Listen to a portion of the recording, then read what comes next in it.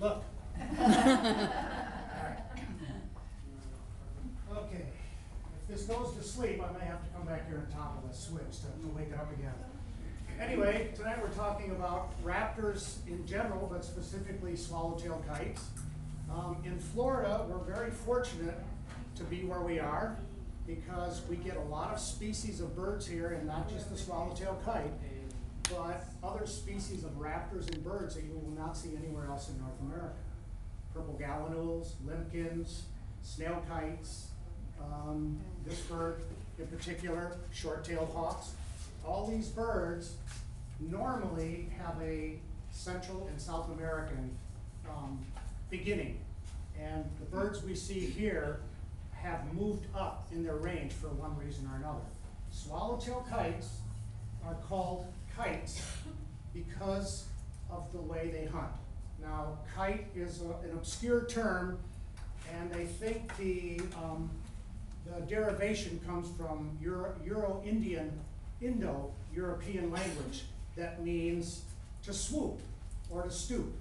And as you can see, swallowtail kites do a lot of stooping and swooping.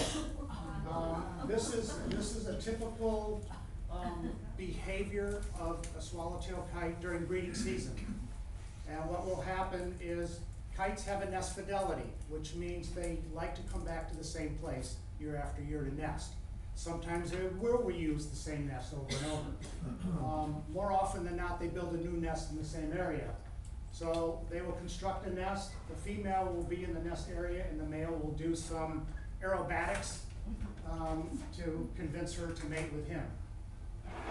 So where do these kites go, and what do they do? What is the history? Historically, this is the range of the swallowtail kite in North America.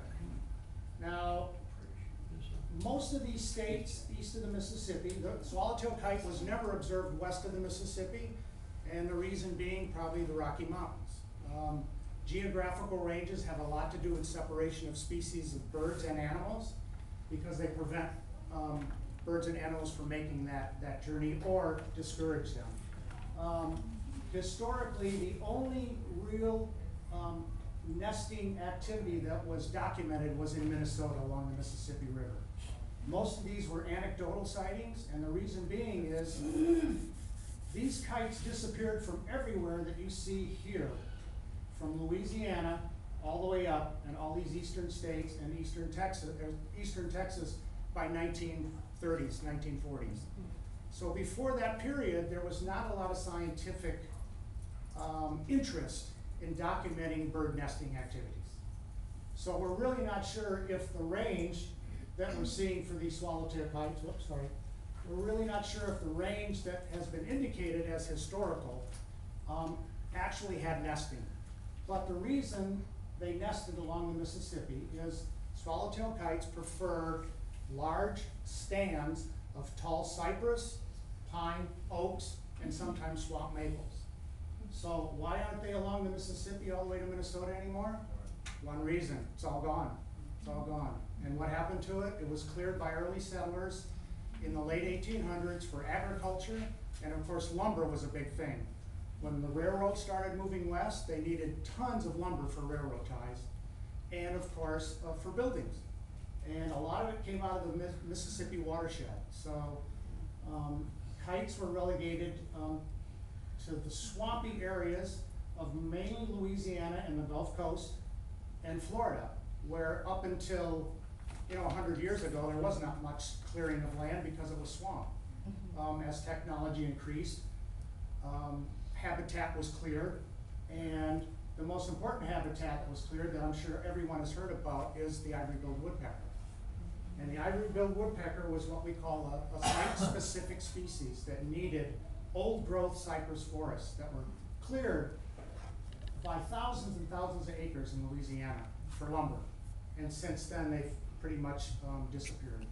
So the swallowtail kite is pretty much going the same way. So you can see these are vagrants, which means these are sightings that birds have been seen in. Now, vagrancy happens a lot of different reasons. Sometimes when birds are migrating back south, some of these other raptors that normally don't breed up north get caught up in migration. For instance, broadwing hawks and Swainson hawks, which are circumnavigating the Gulf. There's two kinds of navigations going on and migrations from North America. One is trans-Gulf migrants, which east of this line go straight over the Gulf. And we are in a fantastic situation in western Florida because many of the birds will hold up on the western coast of Florida, and when the time is right, they will migrate over the Gulf of Mexico 600 miles to the Yucatan Peninsula and then make their way down the isthmus. However, some of these birds will use this route. Swallowtail kites do not, however. Swallowtail kites are trans-Gulf migrants, except for a few, this little pocket here, and we'll show you some maps shortly, is a circum-Gulf migrant. Now, why would a bird go straight over water, which is dangerous, when he could go clear around? Well, the shortest distance between 2 points is a straight line. And the more time a bird is migrating in the air, the more chances of something happening to him. So, these are swallowtail kites, southbound migration, July 7th through the 9th.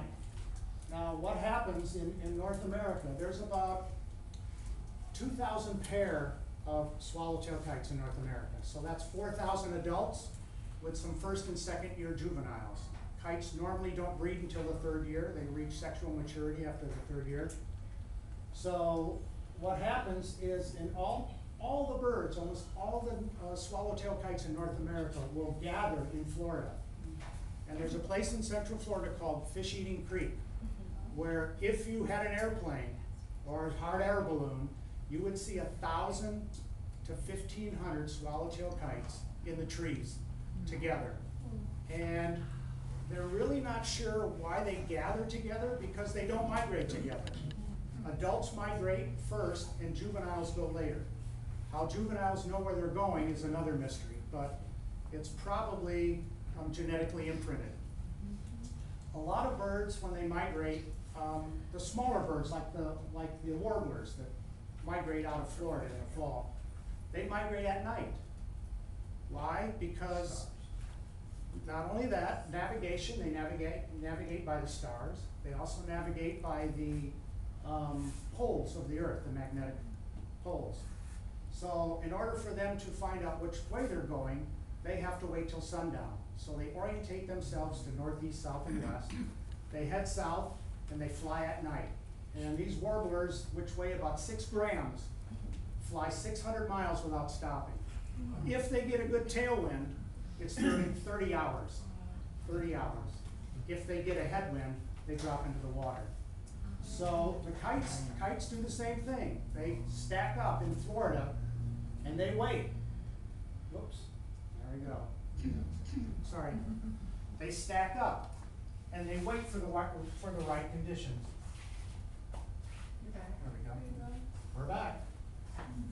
They wait for the right conditions. So 3 things they need to do before they migrate.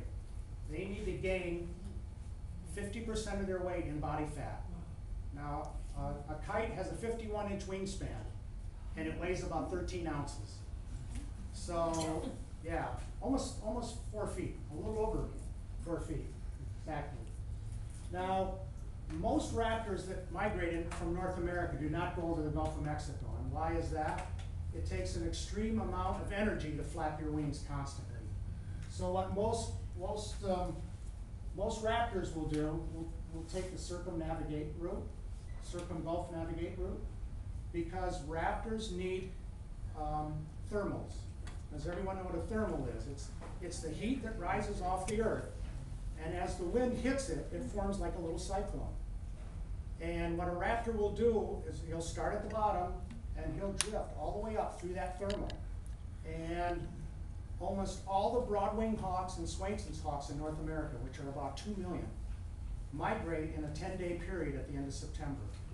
And when they hit these thermals, you can see between 50 and 100,000 raptors, hawks, in what we call a kettle. So what they will do is they will spiral as far up as they can until that thermal dies, it turns into cold air. And then they will stream out until they find another one. So therefore, they don't have to flap their wings. Unfortunately, the swallowtail kite does not have the advantage because there's no thermals over the ocean. So it has to have a lot of fat. It's got to have a lot of good wind behind it. So these are individuals that have been radio tracked for the past 3 years. And this is the route they take. You notice the one that I showed you before in Louisiana went this way. So most of them, they will either island hop out for Cuba first, and then go straight to the Yucatan Peninsula. So that takes a little bit of the journey, the hazard of the journey out of the equation. Then they go all the way through Central America, and our raptors, our swallowtail kites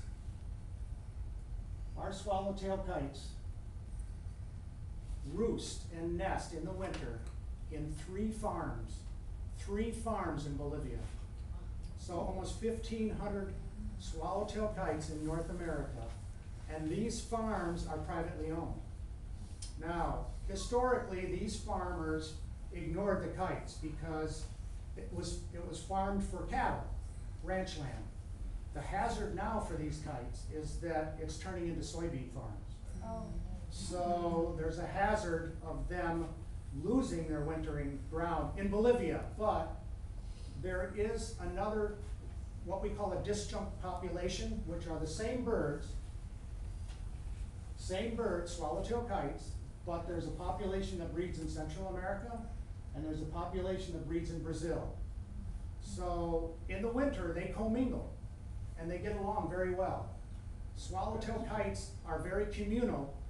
They don't have community nestings, but if there's good cover, and if there's adequate trees, an adequate food source, they will nest in proximity to one another, as opposed to eagles or great horned owls, which are very, very territorial. So this is the route they take, and it takes about 61 to 70 days to make it down to South America.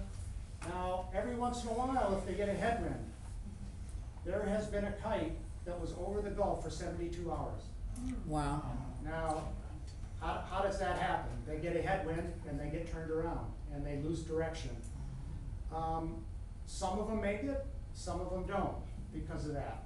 But raptors have a crop, and a crop is a little sac halfway down their esophagus that's like a balloon, and they can fill that with food, and that can last 2 or 3 days before they need food again. So if he's got enough fat preserves, and if he's got a full crop, he can make it. And in this instance, this particular bird that took 61 hours to go to the Gulf did make it, and he has since made it back home again. In fact, all those birds that we see here, all these colors represent a single bird, have all made it back to Florida to breed again. What's the name of the one that you just were talking about? It should be Rocky. It's Mia. It is Mia? Mia, MIA, missing in action. So this is typical behavior. This is a crested caracara, which we have in Florida, and you will not see this bird anywhere else in North America but Texas. There's none in Louisiana, there's none in Mississippi, but Texas, used to be the national bird of Mexico. But we have a very nice population here in Florida because of agricultural land. They like open land. They're carrion eaters, but they can also hunt. So this is a bird that, and I'm just going to toggle back and forth so this doesn't go to sleep again. This bird entered a nesting area. Now there was a nest over, I don't know if you know where the hospital is, on Clark Road and I-75 in Sarasota. Mm-hmm. Anyway, there was a big swamp maple back there that a swallowtail kite nested in. And the female in this picture is on the nest. And one of these is the adult male. And this bird is a first-year bird. So what happens is some of the juveniles will come back, or other adults that have not paired up with females will stay in close proximity to a breeding pair to help fend off predators. They won't let it too close to the nest or to the chicks. But it's a very cooperative. And in this instant, you can see the tail feathers here are not very extended, indicating to me that this was either a first or a second year bird, the juvenile. And together they fended off this car, which really had no interest in the chick or the eggs, but it was too close. So how do they nest? Well, they nest in, let me just show you the tree first. This is the nest over by the hospital that I've indicated. Now, swallowtail kites love to nest almost at the very crown of the tree for a lot of reasons. It's very accessible to them, and it's inaccessible to predators. However, there's a danger in building so close to the crown. You notice the branches are thinner than most, where an eagle would nest.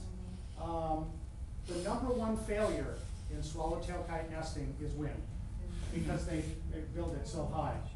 But they make this nest. It looks pretty deep. And the males will bring the material to the female to refurbish either last year's nest, or if that is blown down, to start a new one. They use primarily Spanish moss, sticks, which they break off, and what we call old man's beard. I don't know if you've ever seen it. It looks very similar to Spanish moss, but it's wispier. So that's basically what they do. And the female will lay about 3 eggs. It takes about close to a month, or a little over a month, for the eggs to hatch. And they hatch asynchronously, which means she'll lay an egg. It takes about between 20 and 30 hours to an egg to form within a bird. This size, a raptor, including eagles and ospreys, just about the same. And then the male needs to copulate every time the female ovulates, so that egg can be fertilized. So every 30 hours or so, she lays another egg until she gets 3 eggs. So the first chick to hatch has a head start. And if the male is not a good provider, the male they take turns incubating, but the male mainly brings in food once they hatch. And if he's not a good provider, and she's not a good provider, only one chick will survive. So the runt usually doesn't make it, but if they're very good, they will. So these are 2 fledglings. They're not really fledglings yet. Fledging means when a bird is capable of sustained flight on his own. So these are nestlings and not fledglings. It'll take another 40 days before these birds are able to fly, and then they're still dependent on the parents for another 2 months to feed them. And then they will follow the parents to Fish Eating Creek or near Clewiston, and there they will stay for about another month. Usually by July, they're all there, the end of July. By the end of August, the adults leave, and about 2 weeks later, the juveniles follow. So this is a typical nest. You can see the indication of juvenile birds. They retain this real tan, rusty color on their breasts until they completely fledge, and then after they fledge, within 2 or 3 weeks, they lose it primarily. But they still have real short tails, and they still rely on the parents to feed them, even though they're fledged. This is about 2 weeks from fledging. The same nest. You can see the other bird here. Feathers are very worn, but he's still retaining that orange tinge. It's pretty crowded in there, so the parents no longer sit on the nest, but the female was up here keeping watch, and the male will be off hunting. Now, the major predator for these birds are great horned owls. They will take both the chicks and the adults during the night. So that's their main predator. This nest is up about 65 feet, so not many other things are going to bother it. You know, possums, raccoons, feral cats will not get up that high to eat the eggs and attack the chicks. They are very cooperative in protecting the nest, so smaller birds small animals like squirrels and rats that may come up and disturb the eggs are not an issue. But yeah, great horned owls are a big predator, because they're very unprotected and they're very out in the open up here. They have a very unique flying style, so they need